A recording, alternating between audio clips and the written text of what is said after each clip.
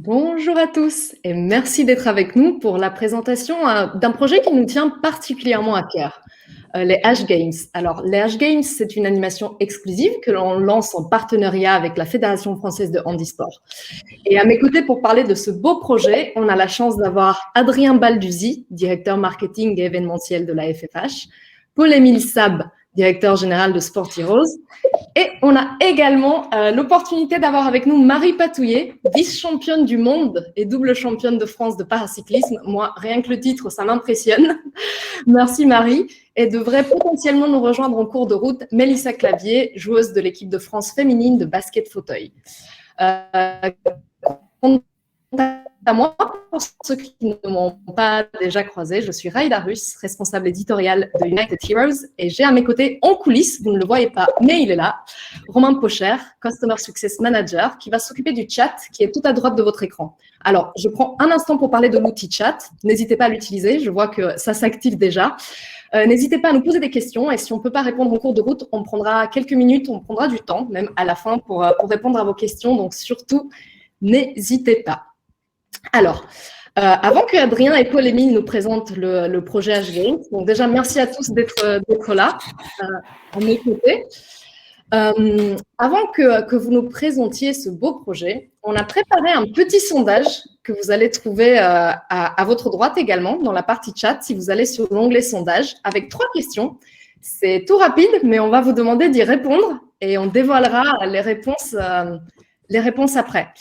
Donc voilà, première étape, n'hésitez pas à jouer le jeu et à aller répondre aux questions de notre sondage. Ensuite, démarrons avec une présentation. Adrien et Paul-Émile, est-ce que vous pourriez nous présenter respectivement la FFH et ensuite Sport Heroes ? Mais bonjour à tous et à toutes. Je vois dans le chat qu'il y en a pas mal que je connais aussi et qui nous suivent en tant que partenaire de la fédération. Donc, très heureux déjà d'être avec vous aujourd'hui. Rapidement, pour présenter la fédération, donc, la Fédération française handisport, c'est une fédération sportive qui aujourd'hui a pour objet social donc de proposer une activité physique et sportive à toute personne présentant un handicap physique et sensoriel à tout niveau. On parle de loisirs jusqu'à un niveau très très compétitif avec les Jeux paralympiques notamment, et Marie évoquera par la suite cette moyenne de performance.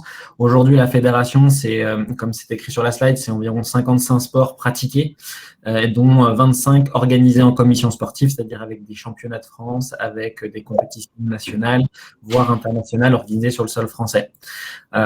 Aujourd'hui, notre volonté et notre souhait, c'est vraiment de se développer et rendre accessible le sport pour tous. Et effectivement, et qu'à travers les 3 valeurs essentielles de la fédération, que sont la singularité, donc prendre en compte la personne telle qu'elle est dans sa situation et pouvoir adapter la pratique sportive à sa condition, et aussi donc l'accomplissement, qu'elle puisse s'accomplir à travers sa pratique du sport au quotidien, que ce soit en loisir, je l'ai bien dit, mais aussi sur un format compétitif pour certains. Et enfin, l'autonomie, parce que grâce au fait de prendre du plaisir en pratiquant une activité physique et sportive, et grâce à la prise en compte de sa singularité, la personne gagne en autonomie, quel que soit son niveau de pratique. Et c'est vraiment les 3 valeurs que la fédération veut défendre et développe au quotidien. Très bien, merci beaucoup Adrien pour ces précisions. Marie aura effectivement l'occasion de revenir plus tard sur le sujet en nous donnant un peu le retour de son expérience. Paul-Émile, je te laisse la parole pour nous présenter Sport Heroes. Oui, bonjour à tous et merci d'être nombreux avec nous aujourd'hui. Sport Heroes, c'est une entreprise française. On est aujourd'hui dans les équipes près de 90 passionnés de sport et de bien-être autour de notre solution, qui est une solution de création de communauté et d'engagement de communauté autour d'expériences sportives et bien-être. Aujourd'hui, ces solutions ont plusieurs formes. On a nos applications propres autour de la course à pied, du vélo et de la natation, Running Heroes, Cycling Heroes, Swimming Heroes, où nous-mêmes, on anime notre communauté de sportifs. On a un programme entreprise qui est United Heroes et qui donne à plus de 150 entreprises aujourd'hui la possibilité d'engager leurs employés autour d'une vie plus sportive et plus saine. Et on a des plateformes en marque blanche. on a un écran qui a sauté. Voilà. Et on a des plateformes en marque blanche qu'on propose aussi à des gens comme EDF, qui ont constitué par exemple le programme EDF Sport Énergie, que la Fédération française du handisport connaît bien, puisque c'est un partenaire, ou Sport 2000, ou Paris 2024, ou le groupe Ironman, qui utilisent nos outils, nos technologies pour créer leur communauté et engager leur communauté, pareil, autour d'expériences sportives connectées. Ce qui est important aussi pour Sport Heroes, et j'en dis un mot, c'est donc avoir un impact sur le bien-être des individus grâce à ces expériences, mais aussi le bien-être par le collectif, par l'engagement collectif, et pour le collectif, et pour la société. Sport Heroes, c'est une entreprise qui, depuis son origine, travaille avec comme ambition d'avoir un impact non seulement sur chacun, mais aussi sur la société. On travaille par exemple avec le WWF en France, avec des associations comme Sport dans la ville, et aussi donc en ligne rouge avec la Fédération française du handisport et d'autres associations et fédérations qui font bouger les choses avec une ambition sociétale. Donc voilà, très fier de participer à ce projet aujourd'hui et de vous le proposer avec Adrien et ses équipes. Merci beaucoup Paul-Émile et merci encore Adrien. C'est le moment de casser le suspense du sondage et de découvrir les réponses aux questions qu'on vous a posées dans l'onglet de droite. Alors, je vous laisse regarder du coup les réponses et voir si ça correspond à vos réponses, puisque en réalité, si on regarde les résultats dans la partie sondage, et Adrien et Paul-Émile, je vous invite également à regarder et à commenter si vous avez des retours. Ce sont finalement des informations que l'on ne connaît pas, ou pas toujours. Adrien, je ne sais pas si tu es d'accord avec moi si je dis que le sport, le handisport n'a pas toujours, on va dire, la même visibilité et la même reconnaissance que le sport olympique. Et effectivement, alors ça tend à s'améliorer d'édition de Jeux paralympiques en édition successives les unes après les autres. On tend à se rapprocher de la médiatisation du mouvement olympique. Pour autant, effectivement, il y a encore beaucoup de travail à faire auprès des médias pour faire évoluer les consciences et des projets comme on défend aujourd'hui avec Paul-Émile et à travers l'engagement de tous. Ça sert aussi à faire évoluer les mentalités et donc faire évoluer la médiatisation de nos sports. Ça montre qu'il y a un engouement à travers le mouvement paralympique dans sa grande largesse, et c'est l'enjeu d'acculturation, comme on pourrait dire. C'est un des grands mots de Paris 2024 notamment. C'est comment on fait connaître et comment on fait comprendre ce qu'est le mouvement paralympique, quelles sont les différences ou pas avec le monde olympique, et ça passe à travers différentes actions comme celle d'aujourd'hui. Et je tiens à préciser que je suis agréablement surprise par les réponses parce qu'il y a quand même une majorité de bonnes réponses, donc je suis très fière et très heureuse de voir que nos participants sont quand même bien au courant des choses. Adrien, tu viens de dire que du coup le but des projets comme le H Games, c'est aussi du coup de mettre en avant le handisport. Paul-Émile, est-ce que c'est une des raisons pour lesquelles Sport Heroes a voulu mettre en avant ce projet et créer cette animation? Oui, bien sûr. Je réagis aussi à ce quiz. Moi, avec deux ressentis ou deux expériences personnelles. Moi, j'ai vécu 8 ans à Londres et j'étais à Londres en 2012 pour les Jeux Olympiques et les Jeux Paralympiques de Londres. Et ça a été un moment incroyable pour le mouvement paralympique. Je pense que c'est des Jeux qui ont vraiment fait date et qui ont installé le mouvement paralympique, on va dire, à une nouvelle dimension. Et la manière dont la société anglaise tout entière a participé en masse dans les stades et à adhérer en fait à ce mouvement a été fantastique, et je l'ai vécu aux premières loges. C'était une vraie prise de conscience pour moi aussi, en toute humilité. Je pense que je suis moi aussi dans mon itinéraire encore en train de découvrir ce monde. Et un autre moment fort pour moi et que j'encourage tout le monde à faire, c'est le documentaire qui aujourd'hui, je crois, est encore sur Netflix, s'appelle Rising Phoenix, et qui est un documentaire incroyable qui retrace l'histoire du mouvement paralympique et qui fait des portraits fantastiques d'athlètes handisport qui ont des histoires de vie incroyables. Donc, pour ceux d'entre vous dans le call qui ont aussi envie d'aller peut-être un peu plus loin à la fois sur l'histoire de ce mouvement et des vrais portraits, des beaux portraits d'athlètes français et internationaux, je recommande vraiment ce documentaire. Donc oui, pour répondre à ta question, Raïda, nous, chez Sport Heroes, j'en ai parlé en introduction, on on œuvre pour le bien-être individuel et collectif et aussi sociétal. Et j'aime à penser que ce challenge, cette initiative, elle joue un rôle aussi à cette échelle. Et c'est évidemment ce qu'on espère. J'aimerais donner la parole à Marie, qui est avec nous, puisque c'est une chance de l'avoir dans ce webinaire. Marie, je le rappelle, parce qu'encore une fois, ça m'impressionne et ça m'impressionnera toujours. Tu es vice-championne du monde et double championne de France de paracyclisme. Tu participes cette année aux Jeux paralympiques, si je ne me trompe pas. Et tu fais partie de… Pardon ? Je dis normalement, la sélection n'est pas encore officielle, mais on croise les doigts. Voilà, les choses sont faites en tout cas pour. Et merci en tout cas d'être avec nous. Et tu fais donc partie de l'aventure H Games. Tu seras d'ailleurs marraine de l'une des courses dont on parlera en détail un peu plus tard. Mais j'aimerais avoir ton avis et ton retour sur ce beau projet et quelles sont les raisons pour lesquelles tu as décidé de rejoindre l'aventure H Games. Déjà, bonjour à toutes et à tous, parce que je n'ai pas encore eu l'occasion de le faire. Merci pour l'invitation. Pour moi, ce projet en fait, des H Games, c'est une très belle initiative, comme le disait Adrien, pour faire parler du handisport, pour promouvoir du coup l'inclusion du handisport, que ce soit dans le sport loisir ou dans le sport, on va dire, en compétition. Et puis, pour être arrivée sur le tard en fait dans le haut niveau et d'avoir dû construire mon projet toute seule pour arriver à une éventuelle sélection paralympique, je me rends compte de tout ce que ça a dû demander comme énergie, comme budget aussi, et de pouvoir aller aider ces jeunes qui ont des potentiels sportifs à concrétiser leurs rêves paralympiques. Pour moi, c'est une super initiative. Voilà. Merci beaucoup Marie, vraiment c'est une chance de t'avoir aujourd'hui avec nous. Tu as parlé d'une chose assez essentielle, des jeunes auxquels on donne une occasion du coup de concrétiser leurs rêves et leurs projets sportifs. Et ce qu'il faut savoir, c'est que les H Games permettront de lever des fonds aussi pour le programme Jeunes à potentiel, qui est une très très belle initiative de la FFH.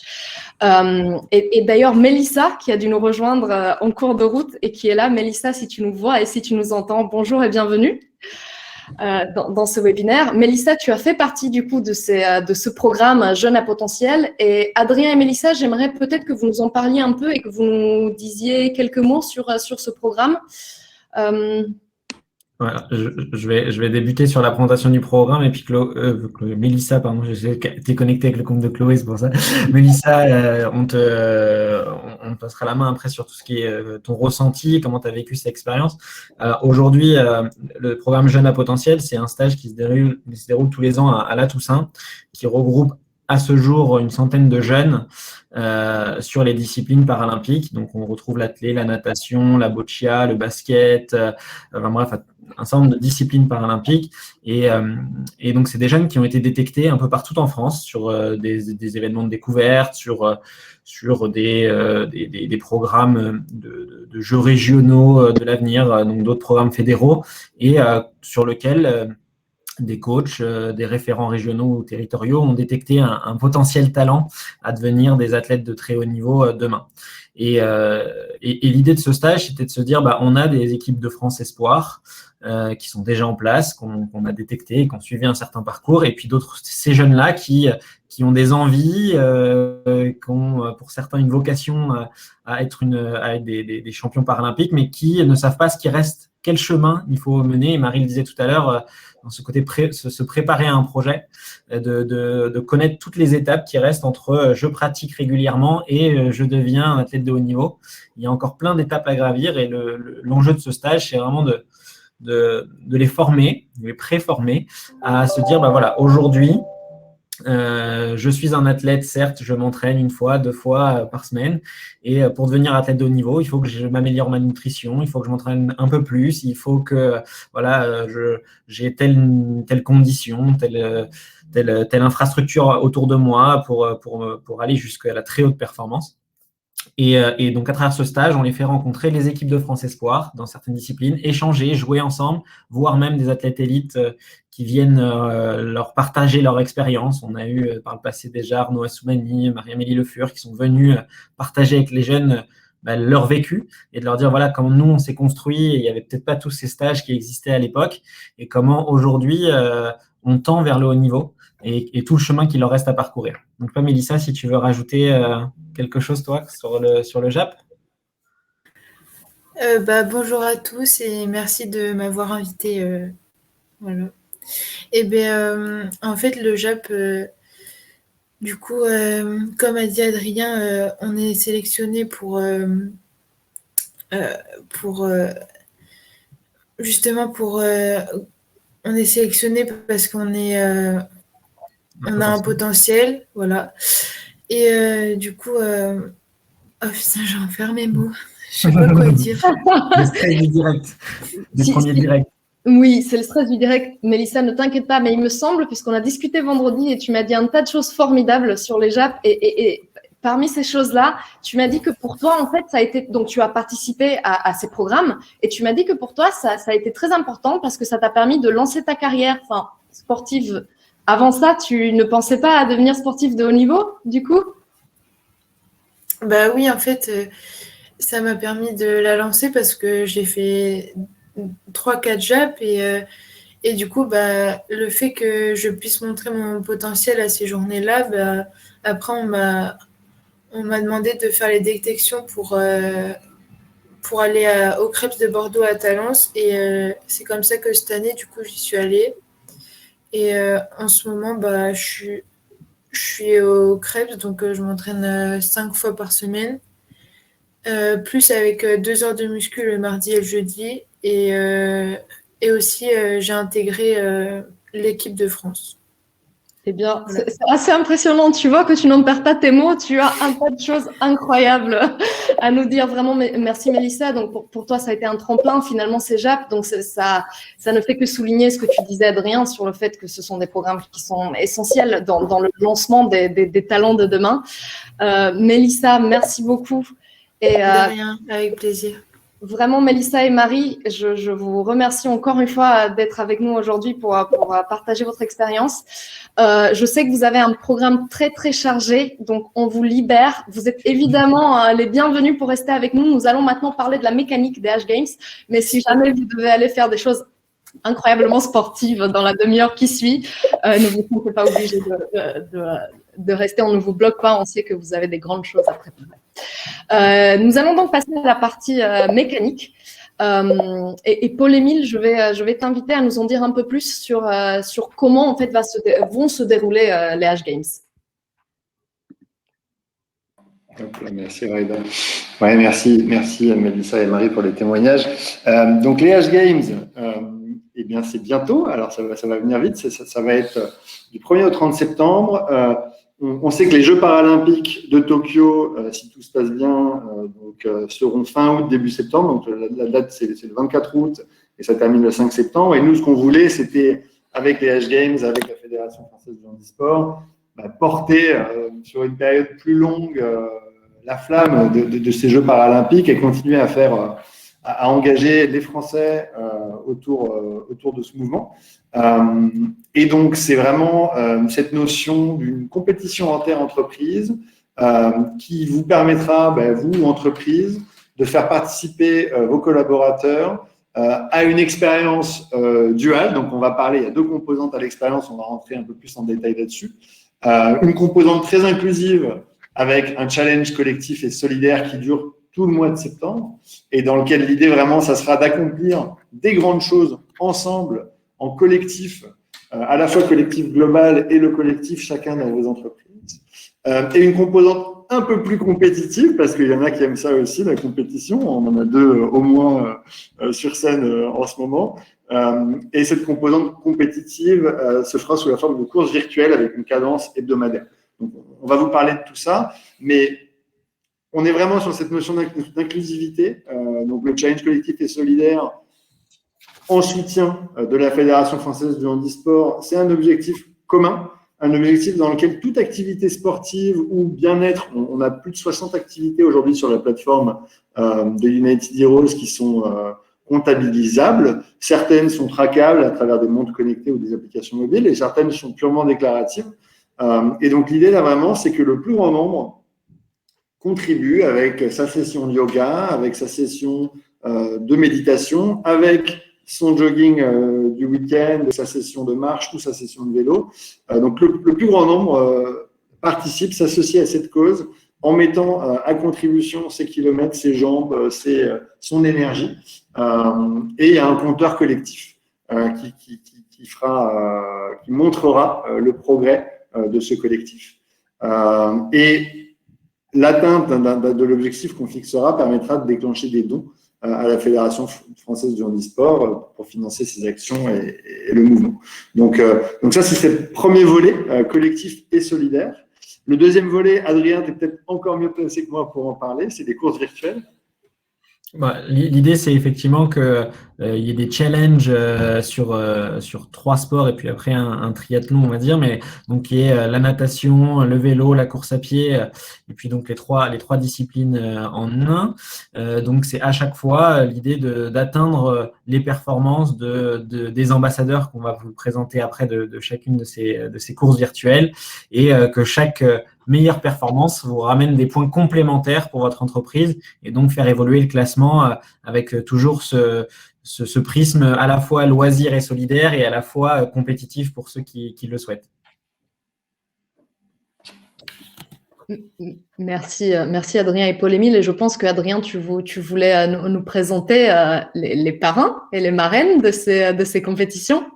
Oui, alors du coup, effectivement, l'idée quand on nous a proposé d'associer l'image de la fédération à ce challenge inter-entreprise, pour nous, c'était normal et c'était même, c'était même engageant de notre part de se dire il faut que nos ambassadeurs, nos athlètes de haut niveau puissent être à nos côtés aussi. Et donc, on a choisi trois athlètes de haut niveau et 3 jeunes athlètes. Donc, pour les 3 athlètes de haut niveau, nous aurons Ronan Pallier, qui est un athlète déficient visuel avec une spécialité à la longueur. Donc, comme vous pouvez le voir sur la photo, il saute à la chaux et non pas à la planche pour les amateurs d'athlétisme. La nuance, c'est donc, vous savez, il y a une petite plaque, on va dire, molle pour les athlètes voyants dans l'hystérine et donc qu'on appelle la planche, donc, sur laquelle il ne faut pas marcher pour que le saut soit valable. Et pour les déficients visuels, on est sur une zone avec de la chaux et les athlètes doivent sauter dans cette zone et donc mettre leur dernier appui dans cette zone avant d'atteindre le bac de saut. Donc, c'est une petite nuance. Déjà, on parlait d'évoquer les différences entre sport olympique et paralympique. Voilà une des différences, notamment sur l'athlétisme. Ronan, c'est vraiment un athlète phare et emblématique du mouvement. Ça fait longtemps qu'il est avec nous et qu'il performe à très haut niveau puisqu'il a déjà participé, comme vous pouvez le voir, aux Jeux d'Athènes, de Pékin. Et il est déjà sélectionné pour les Jeux de Tokyo 2021. Donc, on pourra le suivre à Tokyo entre fin août et début septembre. Il est médaillé paralympique à Pékin sur le relais 4x100 mètres et triple médaillé de bronze et vice-champion d'Europe à la longueur à Berlin en 2018, qui était la dernière compétition de référence parce que, avec le Covid, tout a été un petit peu chamboulé. Une course de natation, si je ne me trompe pas. Exactement. Donc, en natation, on a la chance d'avoir un ambassadeur qui vient de performer puisque il est tout fraîchement champion d'Europe du sando qui vient de gagner à Madère il y a quelques jours. Donc, Laurent Chardard, il a bien perfé là. Il a eu 3 médailles sur ces derniers championnats d'Europe. Il est également sélectionné pour les Jeux de Tokyo et donc vous pourrez le suivre aussi sur la période des Jeux paralympiques. Il est aussi vice-champion du monde en 2019 à Londres et sur 50 mètres papillon et sur 50 mètres nage libre avec une médaille de bronze. Donc c'est pareil, c'est un athlète phare qui est arrivé plus tardivement dans le milieu handisport. Ça fait qu'1 an ou 2 qu'il est athlète de haut niveau à nos côtés, mais pour le coup qui a déjà une carrière de surfeur avant dans le monde ordinaire et vous apprendrez aussi à travers les différents articles lors de ces challenges à mieux le connaître. Il a une histoire de vie assez dingue puisque c'est un sportif émérite en surf et qui, à La Réunion, il a eu le malheur de rencontrer un requin, d'où son amputation bras-jambes et son amour pour la natation qu'il a conservé malgré ce parcours de vie. Et pour finir en beauté avec la star du jour. Marie, je te laisse peut-être la main, c'est peut-être plus à toi de te présenter toi-même, même bien que c'est jamais évident. Marie, il y a ton micro. T'es en mute. Oui, tu es en mute, Marie. Oui, donc je vais essayer de me présenter. Donc j'ai 32 ans, ça fait pareil, ça fait pas très longtemps que je suis sportive de haut niveau, ça va faire 2 ou 3 ans. Actuellement, ma dernière compétition, c'est les championnats de France handisport qui ont eu la chance d'être organisés début 2021, où là j'ai 2 titres de championne de France sur le 500 mètres départ arrêté et la poursuite de 3 km.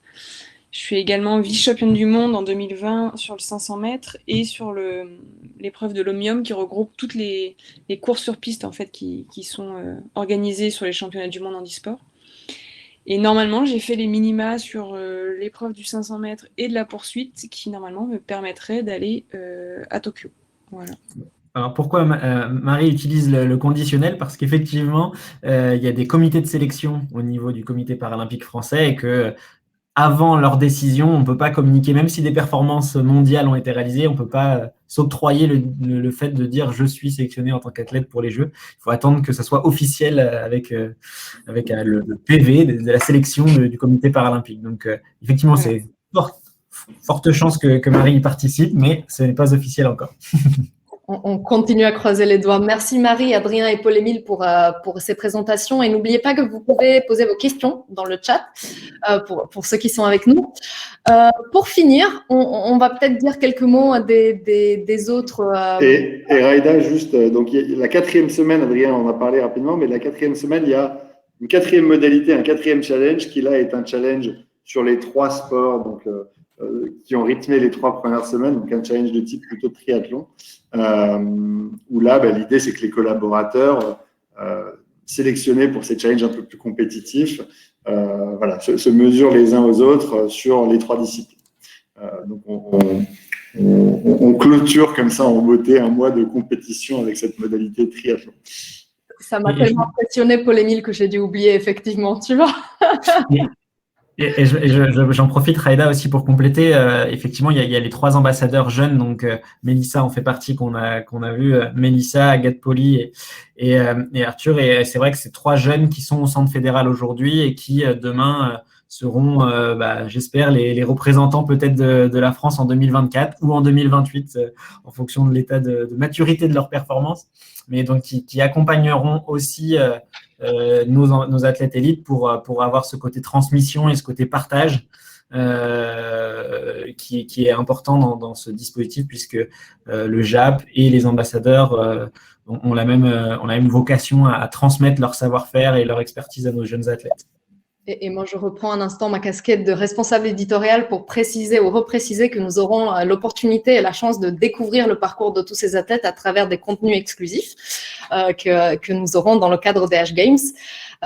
Et du coup, il nous reste quelques mots à dire quand même sur le mécanisme des H Games. Donc, voilà. Oui, voilà. Donc non, mais ce qui est important, c'est que c'est les H Games. Donc, il y a cette notion de jeu et de compétition, même si elle est bon enfant et plus axée sur le collectif que l'individuel. Donc, sachez que les entreprises participantes figureront dans un classement. Donc, on aura un classement qui sera publié toutes les semaines par nos soins et qui fera le bilan des entreprises ayant le plus de points au total et en moyenne. Parce que le plus de points total, ça mettra peut-être un peu plus en valeur les grandes entreprises, mais il y aura aussi cette notion de moyenne. Et voilà, on aura des mécaniques de jeu qui permettront aussi de valoriser à la fois les performances au challenge collectif et les performances des entreprises au challenge aux courses virtuelles dont on vient de parler. Donc, tout ça sera inclus dans la mécanique des H Games. Alors oui, juste, c'est important aussi parce que c'est des jeux, il y a tout un rituel autour des jeux. Et Raïda a mentionné les contenus qui seront inclus, donc des articles, à la fois des portraits d'athlètes, mais aussi des articles de fond sur le mouvement paralympique et sur les activités de la Fédération française du handisport. On aura une cérémonie d'ouverture et une cérémonie de clôture avec la participation d'athlètes. Je ne sais pas, Adrien, tu veux peut-être en dire un peu plus sur les cérémonies ?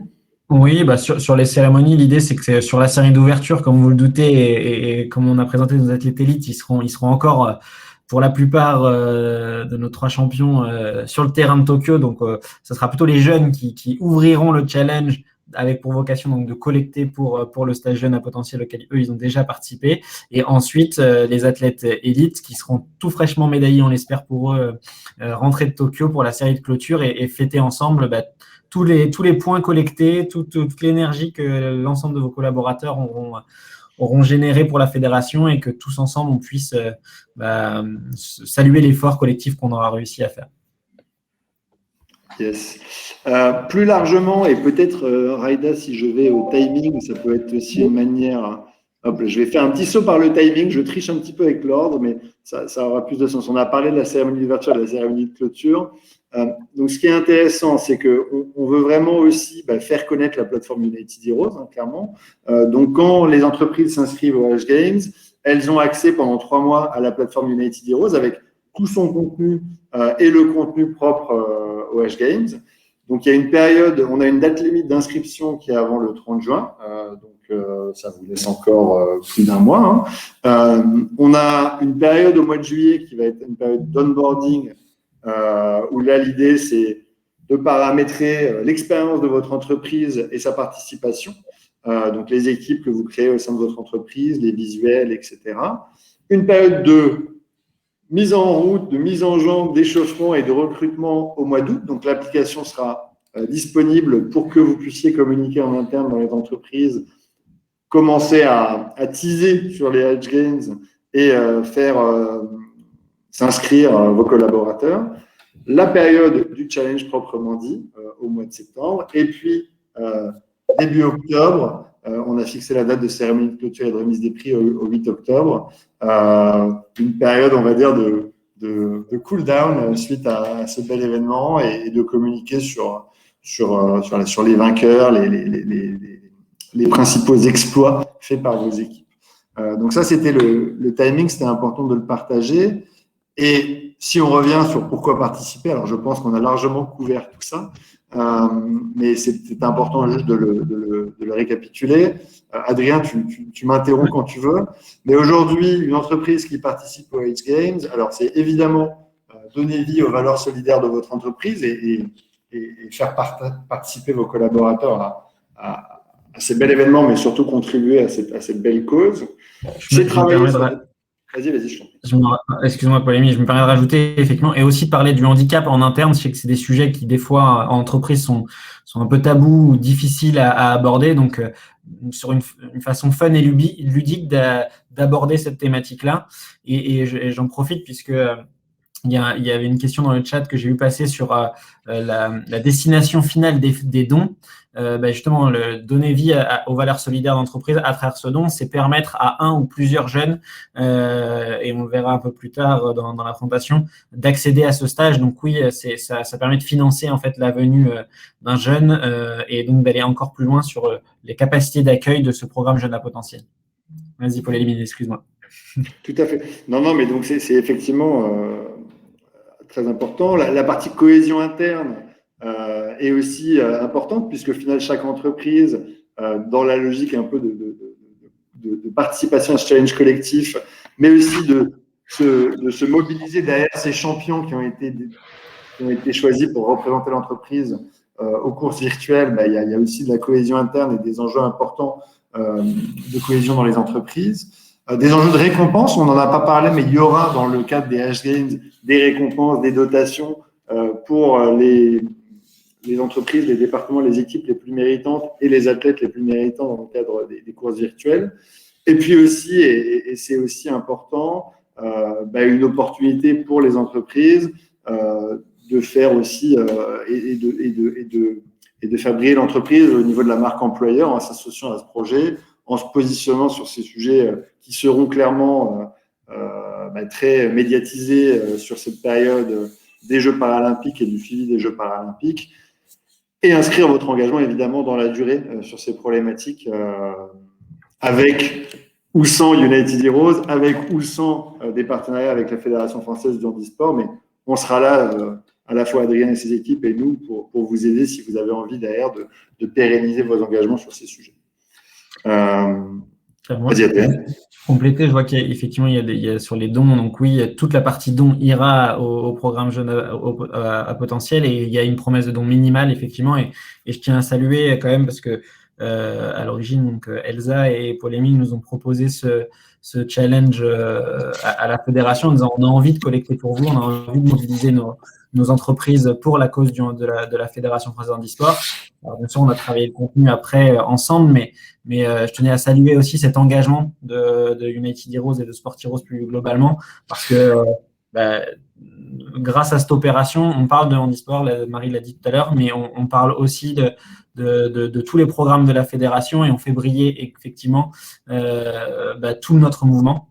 Et c'est pas courant, donc je tenais à le saluer et qui plus est sur le fait de rendre accessible l'application, parce qu'en parallèle et en coulisses, on travaille aussi avec les équipes techniques de Sport Heroes pour rendre plus inclusive la plateforme sur quand je suis en fauteuil, qu'est-ce que je déclare comme activité, quel sport je dois noter. Voilà, donc on est vraiment sur ce travail-là et que ce n'est pas juste une OP de plus, c'est une OP vraiment solidaire et vraiment impactante et engagée. Donc je tenais vraiment au nom de la fédération à aussi remercier toutes les entreprises qui vont participer à ce dispositif et bien sûr les organisateurs avec nous.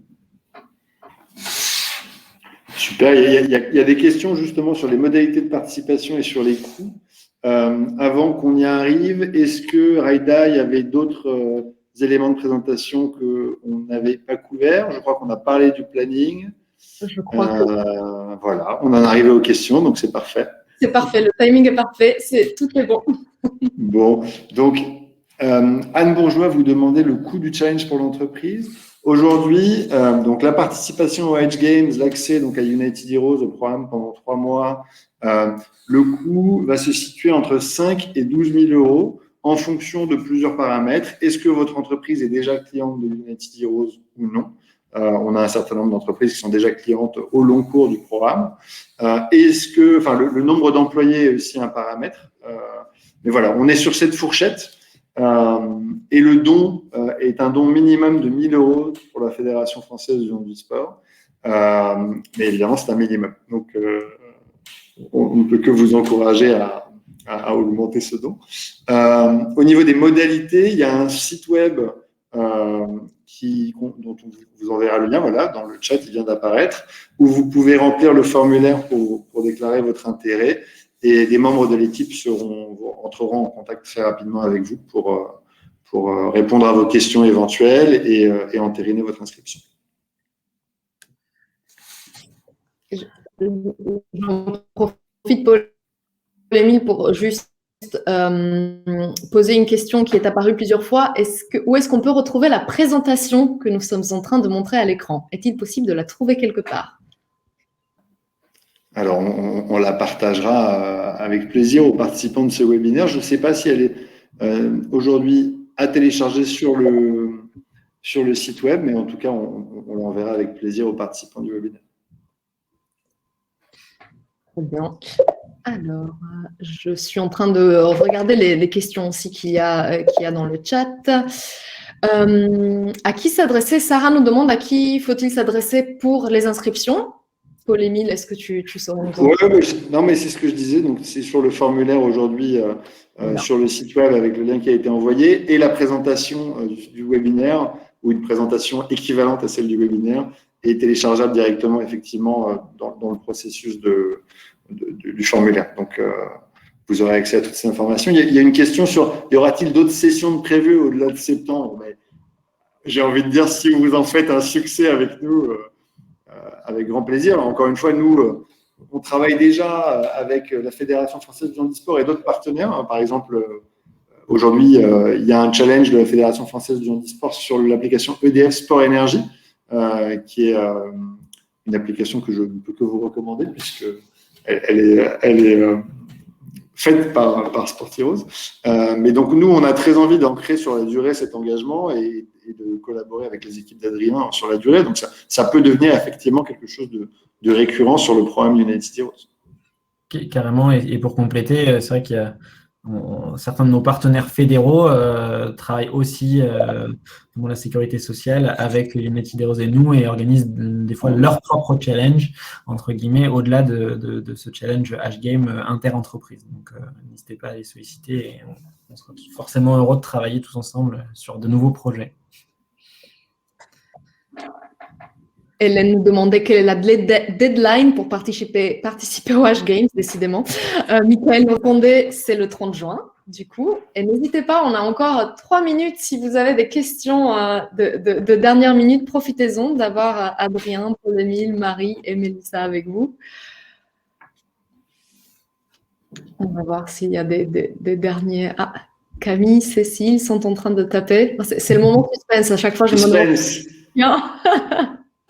Ah. Ce n'était pas une question. Dommage. Mais merci Camille pour votre participation. Pour la 4e course en triathlon. Ah oui. Oui, les courses virtuelles, c'est effectivement... chaque entreprise choisira 5 ou 6 champions qui représenteront l'entreprise et qui participeront à titre individuel.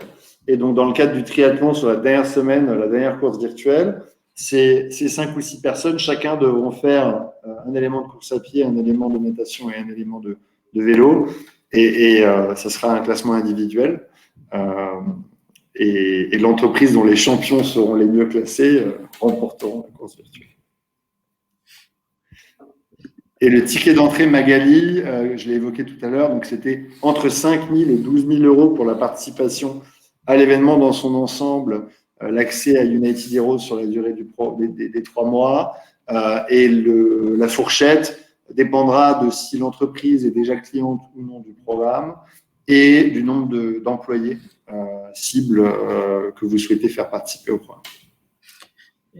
Si je peux me permettre aussi, Raïda, d'ajouter, il y a quelque chose qui est important aussi. Je pense qu'après cette période un peu de Covid et où tout le monde a été chacun chez soi, et c'est à travers cette appli et ce challenge, ça permet d'améliorer la qualité de vie au travail, entre guillemets, parce que chacun va faire du sport pour son bien-être et pour certains aller chercher des points bonus sur l'aspect compétitif. Il y a cet aspect-là important. Parler du handicap, on l'a dit tout à l'heure, et je pense aussi de se dire que ça crée de l'échange entre les collaborateurs.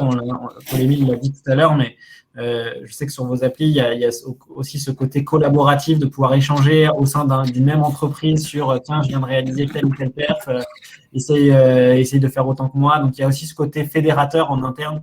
Et je trouvais ça bien de le remettre en avant, parce que c'est vrai qu'aujourd'hui, on a, pour ma part, je ne parlais que moi, mais besoin de refédérer, de se rapprocher de ses collègues qu'on n'a pas forcément vus et compagnie. Et à travers cette appli, on a aussi cette possibilité de partage, d'échange et de construire un projet commun, on va dire, au profit d'un e-sport certes, mais construire un projet commun et de fédérer les équipes. Totalement d'accord avec toi, Adrien, et j'en profite aussi pour ajouter qu'au-delà de l'aspect compétition et l'aspect parler, en fait, c'est aussi juste relever un défi ensemble. Donc, ça peut échanger autour du sport pour dire, allez, on le fait, on s'y met. Si toi, tu le fais, je le fais aussi. Et ça crée une émulation qui fonctionne généralement très bien. Il y a des questions qui sont arrivées. Je vous avais dit, à la dernière minute, il y en a toujours. Je ne sais pas si Paul-Émile… Oui, alors, j'essaie de répondre à toutes les questions. Donc, le coût d'inscription inclut le don. Donc, quand on parle d'une fourchette de 5 à 12 000 euros, ça inclut bien un don à hauteur de 1 000 euros. Si vous souhaitez aller plus loin dans le don, ça sera en plus. Donc, ça, c'est en réponse à la question de Emeline, mais aussi à la question de Sabine. Le pourcentage des coûts d'inscription, oui, le 1 000 euros fait partie et extrait des coûts d'inscription. Il y a une question de Camille Ambolé sur le temps pour la préparation. On parle vraiment de quelques heures. C'est définir l'équipe de communication, vous aider à préparer toute la partie communication interne, la manière dont vous souhaitez faire participer vos équipes au challenge, mais on parle de quelques heures.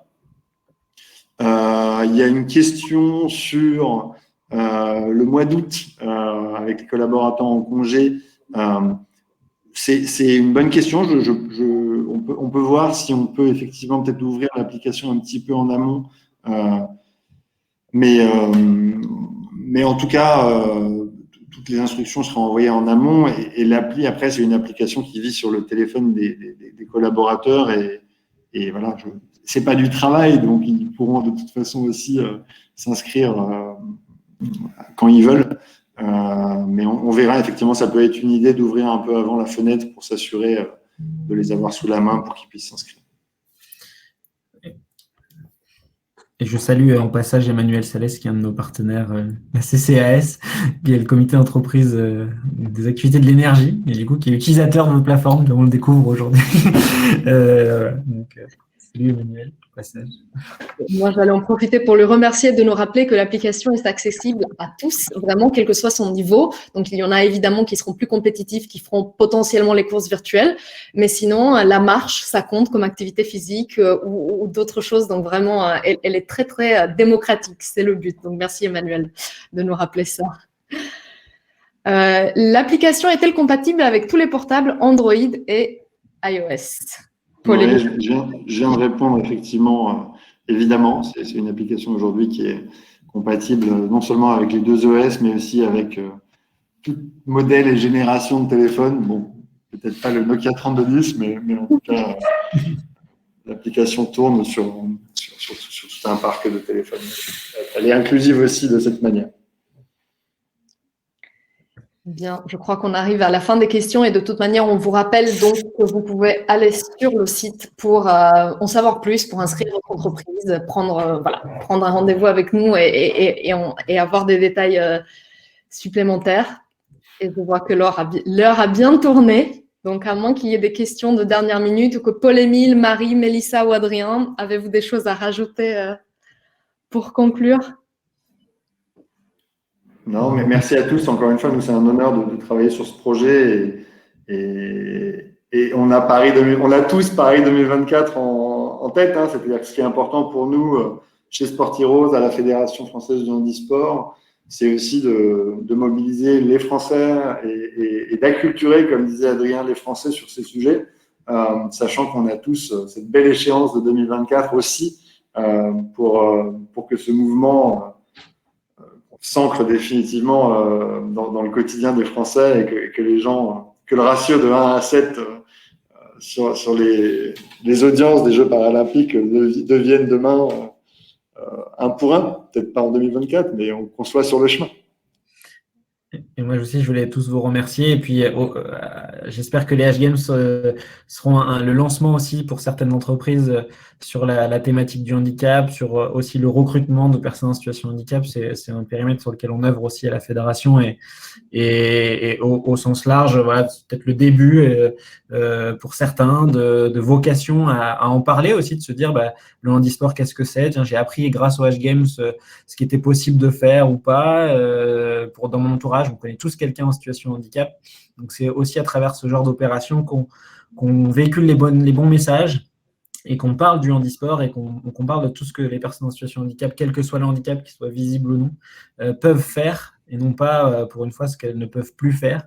Donc, c'est vraiment important d'ajouter ça. C'est des moments de fédération où derrière, on parle du handicap, on parle du handisport et que ça ne peut faire qu'avancer le mouvement. Merci. Merci Marie également. Merci Mélissa d'avoir été avec nous, Paul-Émile, Adrien et évidemment tous ceux qui ont participé à ce webinaire. N'hésitez pas à vous rendre sur le site pour en savoir encore plus et on vous attend nombreux tout simplement à nos côtés pour le lancement de ce beau projet. Merci beaucoup et à très bientôt. Au revoir. À très bientôt. Au revoir. Au revoir. Et bonne chance à nos athlètes, à Marie et à Mélissa pour leurs échéances de l'été aussi. Merci beaucoup. Au revoir.